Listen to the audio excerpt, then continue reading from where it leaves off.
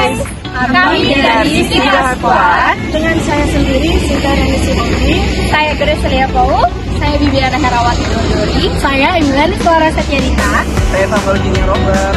Selamat menyaksikan. Sebelum masuk ke pembahasan yang utama, kita review singkat materi sebelumnya ya guys. Yang pertama, konsep pemasaran jasa. Dalam jasa keuangan, bank tidak menjual barang, tetapi menawarkan layanan yang memberi solusi bagi kebutuhan nasabah. Yang kedua, karakteristik jasa.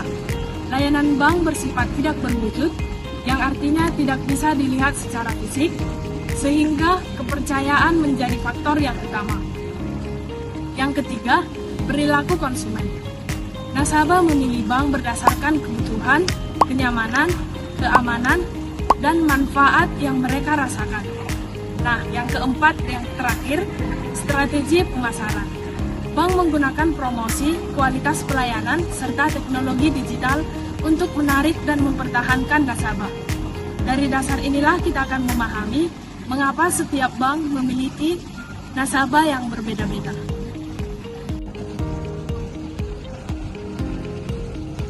Kalau kita perhatikan, banyak produk bank sebenarnya hampir mirip.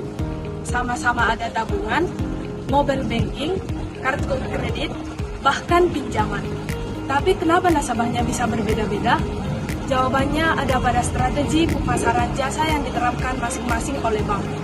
Setiap bank punya cara tersendiri dalam membangun kepercayaan, memberikan pelayanan, menentukan target pasar, dan menciptakan pengalaman bagi nasabah. Ada bank yang fokus pada kemudahan digital, ada yang unggul di pelayanan cabang, ada juga yang dikenal karena promo dan cashback yang menarik. Jadi, meskipun produknya terlihat sama, nilai yang dirasakan nasabah bisa sangat berbeda. Nah, di materi ini kita akan membahas bagaimana strategi pemasaran membuat bank bisa memenangkan hati para nasabahnya. Oke guys, selanjutnya kita masuk ke 4 poin dalam strategi pemasaran produk dan jasa bank. Yang pertama, memahami produk dan jasa bank. Bank tidak hanya menawarkan produk, tetapi juga memahami kebutuhan nasabah. Artinya, setiap produk yang dibuat oleh bank harus sesuai dengan kondisi ekonomi dan memberikan manfaat nyata bagi pengguna.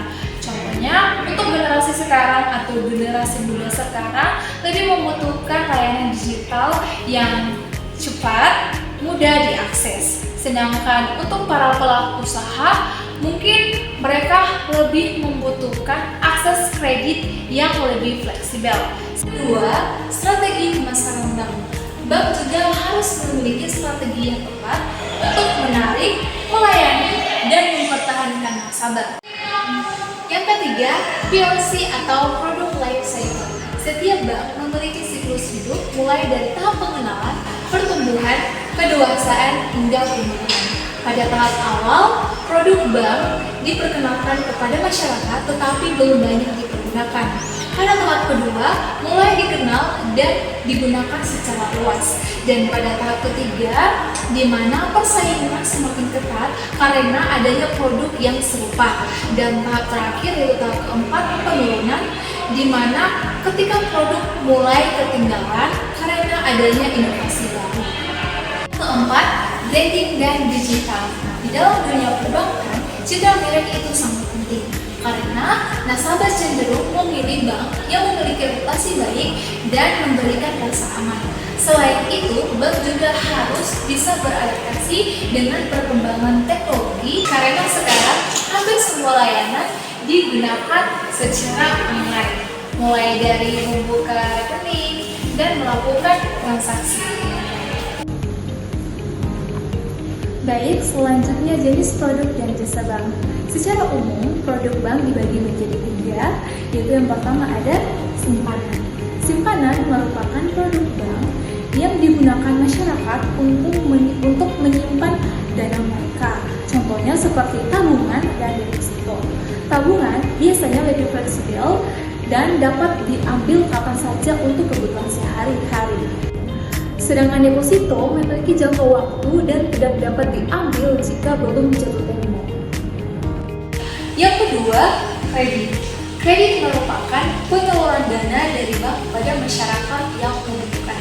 Contohnya seperti KPR, kredit pemilikan rumah, dan KTA, kredit tanpa agunan. Nah, kredit juga merupakan salah satu sumber pendapatan bagi bank, di mana karena adanya bunga dan margin tinggi yang dibayarkan oleh nasabah. Yang ketiga, jasa perbankan. Nah, selain menghimpun dan menyalurkan dana, bank juga menyediakan berbagai layanan seperti transaksi, mobile banking, internet banking, dan layanan digital lain. Apalagi di era sekarang, jasa ini sangat berkembang karena kebutuhan masyarakat akan transaksi yang cepat, efisien, mudah, dan praktis. Baik, selanjutnya kita masuk ke dalam strategi portofolio produk. Yang pertama itu adalah segmentasi pasar, yang dimana segmentasi pasar ini merupakan produk pelayanan yang dibuat oleh bank untuk menyesuaikan target-target tertentu. Misalnya seperti kami, anak muda atau Gen Z ini kerap menggunakan layanan digital seperti mobile banking dan juga kris. Sedangkan para pelaku UMKM itu menggunakan kredit usaha untuk modal usahanya. Strategi selanjutnya adalah diversifikasi produk. Artinya, bank tidak hanya menyediakan satu layanan saja, tetapi banyak pilihannya, seperti tabungan, pinjaman, kartu kredit, investasi, dan juga layanan digital. Oleh karena itu, dengan kedua strategi ini, Bank BCA dapat menjangkau lebih banyak masyarakat dan juga meningkatkan kepuasan dari nasabah, karena kebutuhan para nasabah itu terpenuhi. Baik, kita masuk ke pembahasan selanjutnya, yaitu daur hidup produk atau produk life cycle, yang dimana pada tiap produk ini membutuhkan tahapan perkembangan, mulai dari diperkenalkannya sampai ke tahap menurun. Tahapan yang pertama itu ada perkenalan, yang dimana ini merupakan produk-produk baru yang baru saja diluncurkan, dan produk-produk ini akan dikenalkan kepada masyarakat. Contohnya munculnya fitur-fitur baru di aplikasi BCA. Jadi tahapan yang kedua itu adalah pertumbuhan, yang dimana pada tahapan ini produk-produknya mulai dikenal banyak oleh masyarakat, sehingga penggunanya juga semakin banyak dan permintaannya juga akan semakin meningkat.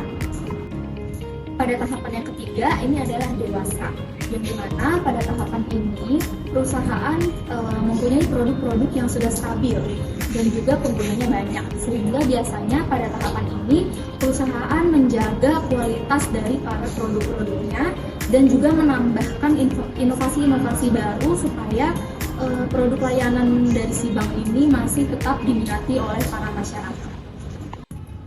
Tahapan yang terakhir adalah penurunan, yang dimana pada tahapan ini mulai terjadinya penurunan minat pada produk-produk sebelumnya.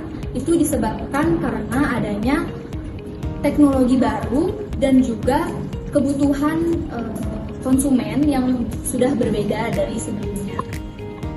Dengan memahami daur hidup produk, Bank BCA bisa menentukan strategi yang tepat untuk mempertahankan produknya di pasar. Baik, video ini saya akan menjelaskan tentang pengembangan produk baru atau NPD. NPD adalah proses perusahaan dalam membuat produk baru agar sesuai dengan kebutuhan masyarakat. Prosesnya ada beberapa tahap. Yang pertama adalah ide, yaitu untuk mencari gagasan produk yang dibutuhkan. Yang kedua adalah uji, untuk melihat apakah produk tersebut layak untuk digunakan. Yang ketiga adalah pengembangan, yaitu untuk memperbaiki dan menyempurnakan produk. Dan yang terakhir adalah peluncuran, yaitu untuk memperkenalkan produk kepada pasar. Nah, dengan adanya proses ini, perusahaan bisa menciptakan produk yang lebih tepat dan mengurangi risiko kegagalan. Nah, selanjutnya saya akan menjelaskan tentang branding bank. Branding adalah cara bank untuk membangun kepercayaan dan citra yang baik di mata masyarakat. ada 3 hal penting yang harus seimbang, yaitu pertama, pengelolaan keuangan yang baik. Yang kedua, ada kepercayaan nasabah. Dan yang ketiga adalah citra bank. Mengapa ketiga hal ini sama pentingnya? Karena kalau bank punya keuangan yang baik dan dipercaya dan memiliki citra yang positif, maka nasabah akan merasa nyaman dan loyal. Jadi, branding bukan hanya tentang soal tampilan, tetapi soal bagaimana bank dapat dipercaya dan dinilai baik oleh masyarakat.